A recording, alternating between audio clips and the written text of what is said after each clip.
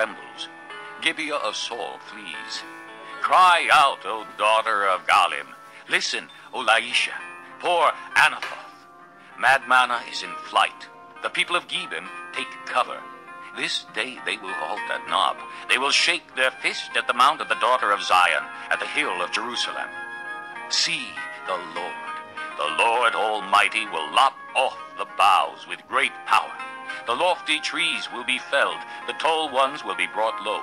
He will cut down the forest thickets with an axe.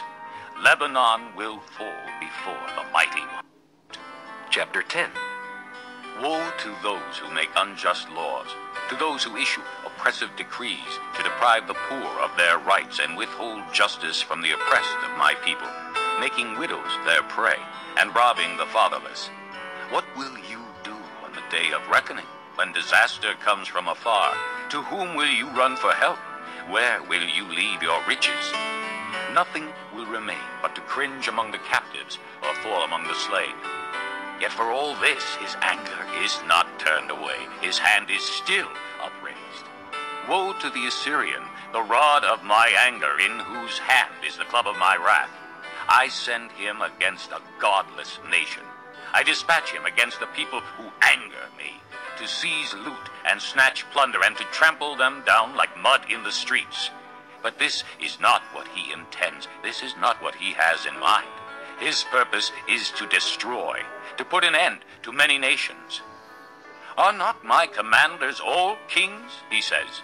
Has not Calno fared like Carchemish? Is not Hamath like Arpad, and Samaria like Damascus?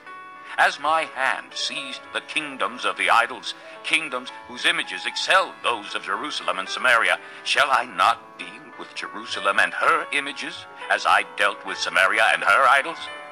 When the Lord has finished all his work against Mount Zion and Jerusalem, he will say, I will punish the king of Assyria for the willful pride of his heart and the haughty look in his eyes. For he says, by the strength of my hand I have done this, and by my wisdom, because I have understanding. I removed the boundaries of nations.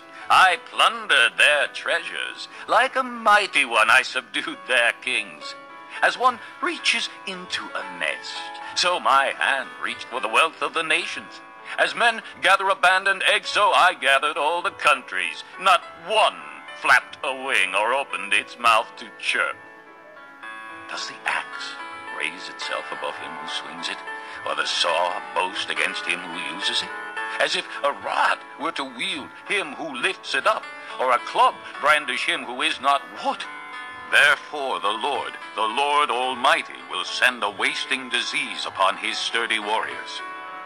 Under his pomp a fire will be kindled like a blazing flame. The light of Israel will become a fire, their Holy One a flame. In a single day it will burn and consume his thorns and his briars.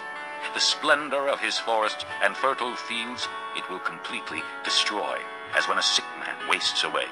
And the remaining trees of his forests will be so few that a child could write them down.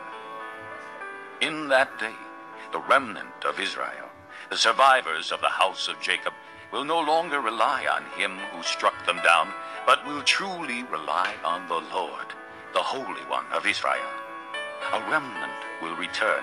A remnant of Jacob will return to the mighty God. Though your people, O Israel, be like the sand by the sea, only a remnant will return. Destruction has been decreed, overwhelming and righteous. The Lord Almighty, will carry out the destruction decreed upon the whole land. Therefore, this is what the Lord Almighty says. O my people who live in Zion, do not be afraid of the Assyrians, who beat you with a rod and lift up a club against you as Egypt did. Very soon my anger against you will end, and my wrath will be directed to their destruction.